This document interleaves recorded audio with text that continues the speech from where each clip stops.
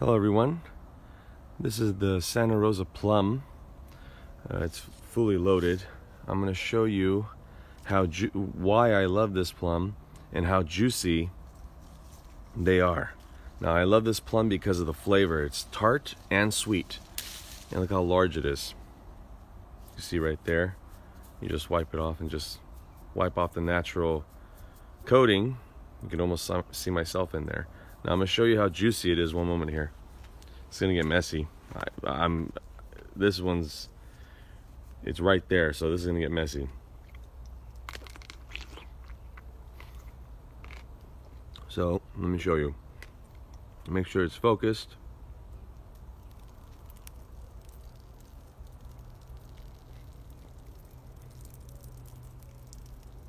And there's still more to squeeze out.